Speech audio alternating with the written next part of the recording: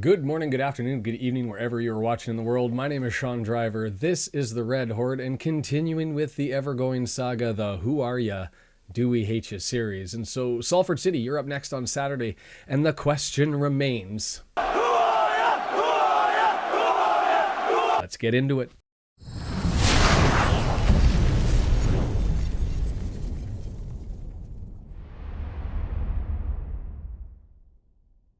Going to take a pause here, jump into the analytics and have a look at how the last video went with Crawley Town. I got to ask some questions. This one, I end up with almost 40 hours of views, 334 views when I took the shots. It's been a little bit more since then, but not a single subscriber. I'm wondering, am I doing something wrong? Do you need a little bit more leg? What do I got to do to get you to hit that subscribe button? Go ahead and do that now, or watch and find out what I'm going to say, and click it later if you like it. Fine, be demanding. But in any event, jumping into it, Salford City coming up next. The Ammies, short for amateur, given the team that had amateur status for a long period of time until 1982, when it started to go semi-pro, it looks like, and then it subsequently was changed. I'll get into that. Location Salford, which is in Greater Manchester. So for anybody watching from Stockport County, you know, basically Manchester, right? Population 129,794. Stadium Moore Lane opened in 1978. Capacity 5,108. That's they had an average of 2,831 attended last year. That was good for 23rd in League Two last year. This year, doing lower on the capacity, 2,714. So not a lot of people deciding to attend Moore Lane. Distance away from the racecourse, 57 miles or 92 kilometers for people making the journey, I guess, from Salford down to Wrexham this time. 1 hour, 15 minutes. As far as their turnover, shockingly low, and this is the problem, and I guess you expect it when you've got capacity of 2,800, 3,550 quid. That's self-reported, and total losses since 2015 of 19 million, according to the Mirror. Whew, not good. Salford City formed in 1940 as Salford Central. 1963, they changed their name to Salford Amateurs. They maintained that all the way through 1982. It appears it was a gradual move into professional status, semi-pro between 82 and 89, and then changed their name to Salford City in 2017. And it was really then that they announced that they were going to be full-time professional players. So not sure exactly what the status of contracts were between 82 and 2017, but it looks like it increased slowly but surely over time. Most known for their 2014 takeover by a group of former Manchester United players. It included Nicky Butt, Ryan Giggs, Gary Neville, Phil Neville, and Paul Scholes purchased the club. Giggs saying at the time that the plan was for Salford City to reach the championship in 15 years. So that's 6 years left. I'm going to suggest it's unlikely. And I'm going to be a little bit critical here of Salford City because they're doing it wrong. You look at the salary cost management protocol, or the financial fair play for the simpler terms, and it's a simple mathematical rule. Generate turnover, be able to spend money. Dumping money into everything ends up with problems. And for Salford City, they've got the backing, but they just haven't been able to figure out the marketing and a means to attract people to end up going to the game. And it seems to be just a money pit, which isn't necessarily good for sustainability, and hopefully that's not a problem that Wrexham has to deal with, but it is one that plagues the Football League in general. A crazy run of success since the turnover. That's what money will do. 2014 to 2015 promoted as Tier 8 champs. 2015-2016 promoted from Tier 7. 2017 to 2018 you're getting a run here. They only had one game where they didn't, or one season they didn't get a promotion. They ended up being the Tier 6 champs. The following year after that, they were the playoff winners in Tier 5. So then 2019-2020, 12th in League 2. 2 seasons ago, 8th in League 2. They missed out on the playoffs by 2 points, despite going on a pretty good run of 5 of 6 that season, right to end the season. They just couldn't quite get into the playoffs. You know, a lot of people are going to be critical of Wrexham, Hollywood owners, money bags, and all that sort of stuff, but there's a noticeable difference here on the strategies that have been going forward. One which drives turnover, sponsorship, streaming revenue, ticket sales, All that stuff is the marketing genius that is Robin Ryan. And you contrast that with the Man U collection, who just haven't been able to capture the Manchester community to go to Salford City to watch some games. Major Cups, they do have one EFL trophy. 2019-2020, they defeated Portsmouth, who was then a League One team at the time, in Wembley, in penalties, in front of no fans, because it was during COVID. And they actually had that game, I think it was almost a year, 11 months after originally scheduled because of COVID. So they were able to get the win. Their kit, Adidas decided to go dull and basically dumped Salford City with the most boring jerseys in League Two. Red and white with no frill for home, black and white with no frill for away, white and black with no frill for their third jerseys. Boring. Nothing to them. So it is what it is. Bookie odds had them in 7th, so just sneaking into the playoffs. Top third team. They're just below that in 13th, but they have been a relatively recent run of good form. 3 wins in a row in league competition. Performance as far as their cup performances go, they were knocked out in the EFL Cup in the 3rd round. They were able to shock Leeds United with a 9-8 penalty win in the 2nd round, and then they succumbed to Premier League side Burnley. In the EFL Trophy, they've been eliminated in the group stage. They had losses to Bolton and to Stockport County.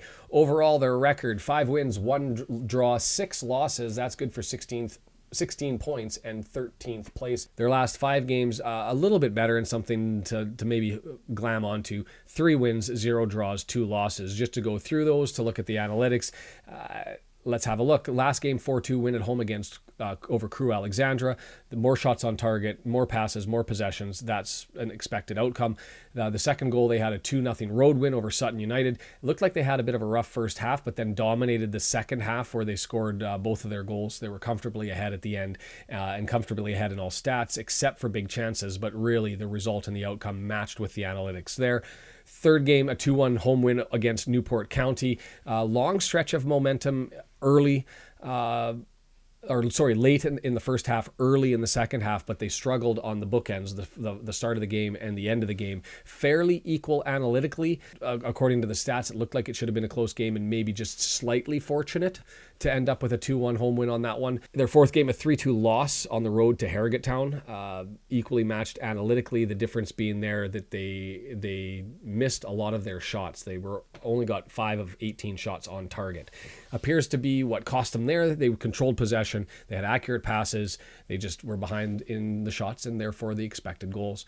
As far as their 5th game, a 2-0 loss at home to Notts County. Again, 2 periods of sustained pressure in each half, but long periods where it seems like they may have been a little bit underwhelming, and they were behind in all statistical categories. And so it looks like Notts County deserved to take that one, and they did. Stats for the team this season appears to be a formation change that's come of late from a 4-4-2 into a 4-3-3, and it looks like even with their 4-3-3, just judging from the stats, that it looks like of their 3 midfielders, they have one playing more in an offensive type role and in assisting, and 2 more, the other 2 being more in a defensive role. Interested in to have a look at that to see if that's how the stats play out. They've been pretty consistent home and away. They've actually won more away than they have at home. Appears to be a scrappy team. And able to put points together, but maybe a little bit of Jekyll and Hyde, both in what you're getting on any given day and also what happens within the game. You get big, long stretches of momentum one way, and then they seem to struggle for periods of time. And it seems to be like that's how the game has been going for them. They have half the total shots of Wrexham this season. Most of their assists come from the right side, so it'll be interesting to see if that's how that transpires in this game. But half the shots, but their shot conversion rate is through the roof. They've been doing well there. Again, that's indicative of either lucky play or just a style change in that they take the time to set up and format it. I'm going to throw up another one. This is an interesting graphic. It's from WT Analytics or Analysis, WT Analysis. I'll put the link down below. They have a Twitter account where they put together stats for a number of EFL competitions. And Salford is a patient attacking team. Only Notts County is more patient, and what I mean by being patient is how many shots they take per 100 passes. Wrexham is the opposite and exceptionally direct. Only Accrington, Stanley, and Sutton are more direct, and that means that we have a higher number of shots per 100 passes. It takes us less number of passes before we end up taking a shot, essentially, if that makes sense. Defensively, they face more shots per 100 than anyone except for Swindon and Crewe. So matchup, this could be an interesting issue. You got a different contrasting styles as far as a patient team. We've seen that in the last two versus a more direct team. So we'll have to be precise on our opportunities and clinical, it looks like, in counter-attack. But the fortunate statistic here is, if there is one difference between Mansfield and Crewe with Salford City, is it looks like they're a little bit leaky in the back. So hopefully that maintains itself. But it could be, it's going to be an interesting stylistic matchup. So you can look at the numbers, and like I said, pretty consistent home and away. They score a little bit more on the road than at home. They concede a little bit less on the road than at home. So they are a solid away team. So something to consider with them coming to our barn for Saturday's matchup. They've only failed to score in a quarter of their games, so they're on the score sheet and they're near the top as far as goals for this season. So you can potentially expect some fireworks, or maybe just some poor defensive play, as it's been sort of a curse for Wrexham, and it seems to be a curse for Salford City. Last match with Wrexham, only 2 games historically against Salford. I guess that's the nature of them being amateurs and climbing up the ranks, and both were in the 2018-29 season. That 2018-2019 season, that was the sole season that Salford played in the 5th tier. New Year's Day 2019, we lost 2-1 in Salford in front of 4,044. Connections to Wrexham, the only one who's wearing a Wrexham jersey, Mark Howard, had a cup of coffee, who played 3 games on loan from Blackpool in 2019. That was an emergency loan.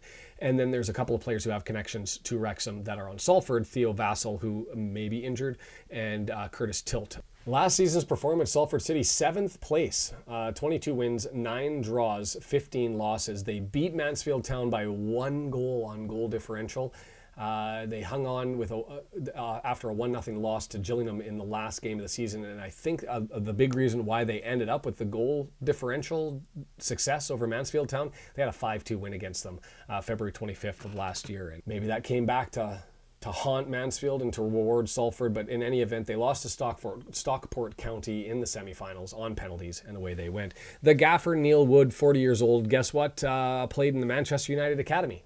Not surprising, given who the ownership is, that he'd get an opportunity to run the show. He was then, as a midfielder, he had a 61-game career, most of his games for Coventry City. On retirement, he started coaching at Aston Villa's academy. He then went back to Manchester United and became the under-23 manager there in 2019. And then in 3 years, he joined Salford City. And that was this is his first senior gig in senior coaching, senior management gig in the EFL. And he has 31 wins, 15 draws, 28 losses. I'm going to suggest it's been a bit of a tale of 2 teams with Salford. There's been substantive changes in their lineups, whether that be injury or otherwise, and done a significant overhaul in the last 3 to 6 games. And we'll get through that when we start talking about the forwards. Friendly reminder, if you're still here, I don't want to have to show any leg to get you to hit that subscribe button, but still always looking for those, so go ahead and click that as you're at it. Jumping into the forwards then, look, we're going to be looking for 3 people, and I'll go through their statistics, but really number 7, number 17, and number 24. So that's Matt Smith wearing number 7, Luke Bolton wearing number 24, and then in the midfield you've got Ryan Watson wearing number 7, and I'll show you the stats as to why that's the case. Matt Smith, 34 years of age, 918 minutes. He's the leading scorer for the team, 7 goals. He's also pitched in 2 assists. He's a little bit wild, but he's also deadly. You take a look at his numbers. He's taken 15 shots. Let's just do it over 90. He's getting close, just over 1.5 shots per game, but he's also got 7 goals. That's an impressive conversion rate then of 33.3%, which puts him at 95th percentile in the league. Why I say he's a little bit wild is his shots on target. He's taken 15 shots, but only 6 have landed.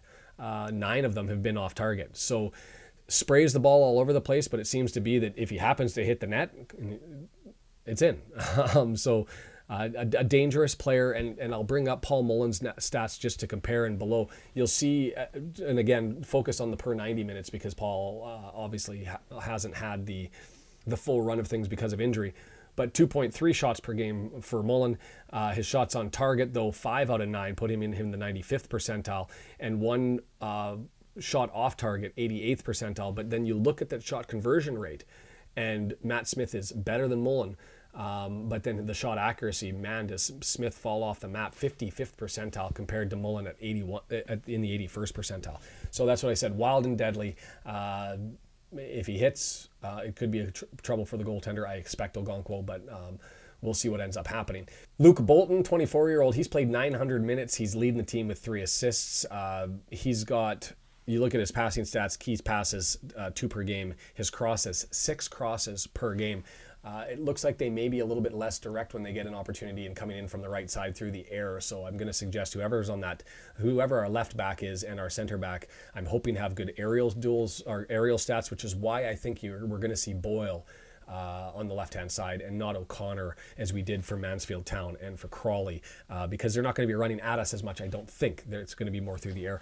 I'm guessing. Parkinson, let's see if the stats lie or lead you to some other brilliance that I don't have. Interestingly, they have changed things over. They've got Kelly Namai, who's a 19-year-old, 287 minutes, 1 goal, but he started in the last 3 games. He's a Salford City Academy product. He was a trialist for Manchester United, and unfortunately for him, he was loaned to Chester last year, January 2023.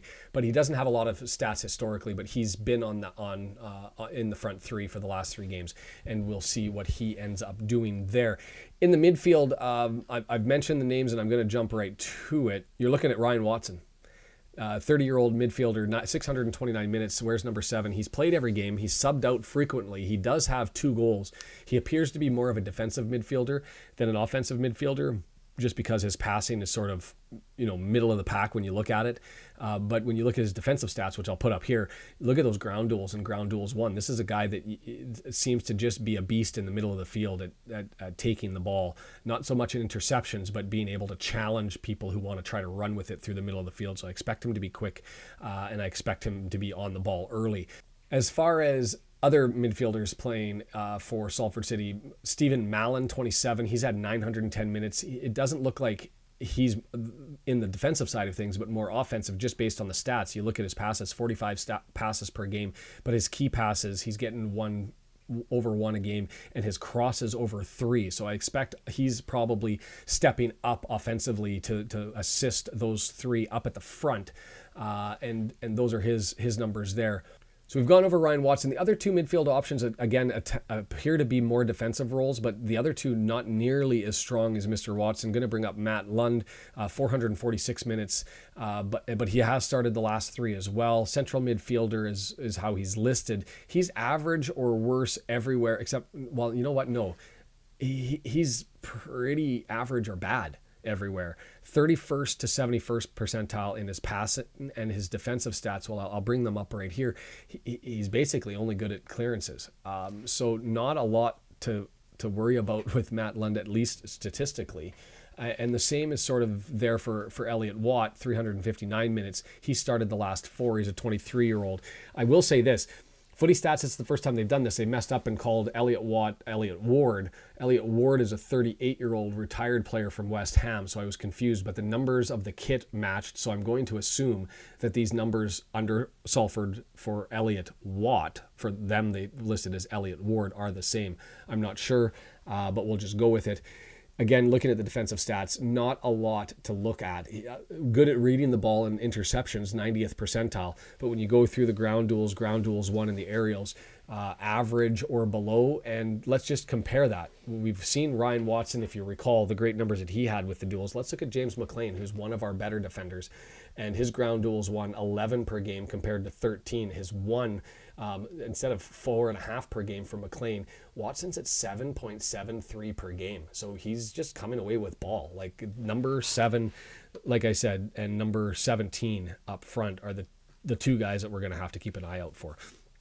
Defenders, Declan John, left back, 28 years old, 494 minutes played. He started the last 6, a former Welsh international, long-term Cardiff City man. He joined them in 2013 and played in the Premier League with his first game. He's on loan from Bolton, and here's his defensive stats. Not impressive. 72nd in aerial duels, but his ground duel numbers are low. He's dribbled past more than he'd like to be. He's there for clearances, but that's really about it. So maybe struggling to find his game. I'm not sure what that's all about. Theo Vassell, he's maybe injured. He has been out since mid-September because of injuries. He had 623 minutes before. I'm going to bring up his stats, but just briefly, just have a look at them. You can see his ground duels as a center back, his aerial duels as a center back. Nothing really exceptional. And his replacement, Adrian Mariappa, 37-year-old Jamaican international, 607 minutes. He's been the replacement, and take a look at his numbers. That's way better. So I don't know if stats lie or if it's just Mariappa's doing surprisingly well with the opportunity he's been given. But we'll see who ends up playing, and if Vassell's back and slots in and it shuts me up because he has an exceptional game, then all the more power to you. But those just don't look good for the season. The other player, the center backs right now at the moment anyway because of injury, it's a Jamaican duo, Curtis Tilt being the other one, 1,080 minutes so far this year. And you look at his numbers, he's impressive. He's up there. His ground duels won, his aerial duels won. He's a beast. You're probably going to want to stay away from him. The other player that's been getting a run defensively, I don't have the stats for, that's Ethan Ingram. He's 20 years old, 517 minutes, who's been playing on the right side. He's started the last 6. He's on loan from West Brom. He has history playing for the England U17s, U18s, and the U20s. And his sole appearance before this year, it appears in senior football anyway, was an EFL Cup with West Brom last season. So he's getting his legs out there and trying to settle in. I don't have the stats for him, but I would suggest that it looks like Salford City weaker in the wings, stronger in the middle. And so we'll see what the plan of attack is for that. Just going to bring up Aaron Hayden's number just as a demonstration. Ground duels 190th percentile, aerial duels 97th percentile. If you'll recall, that's pretty consistent with Curtis Tilt, a little bit better than Mariappa and a lot better than Theo Vassell. So gives you an idea as to what to expect. Goalkeepers, we've got an advantage. Alex Cairns, he's faced 4.5 shots per game. You contrast that with Ogonko, who's at 6 shots per game. That's also indicative of poor defense, or weaker defense anyway. Well, let's call it what it is. It's been poor. So lots of shots faced, but saves 2.8 compared to 4.5. That leaves a save percentage where we're a whole 13%. Mr. Ogonko is like I'm doing it. I'm helping him, you know. Anyways, Ogonko certainly doing far better with his save percentage at 75%. As far as comparing Salford City to a professional sports team in North America, it's really hard to do because you don't see the circumstance where a new owner steps in, dumps a whole bunch of cash and doesn't end up finding, they found immediate success, but long-term sustainable success. I don't know who you end up comparing them to. The Dallas Cowboys, maybe, the New York Rangers, one of those. You know, Salford City's not a big club. They don't have a lot of fans, but somebody who's just continually sinking money into a money pit. You tell me. Who do you think Salford City is if you were to compare them to a North American team?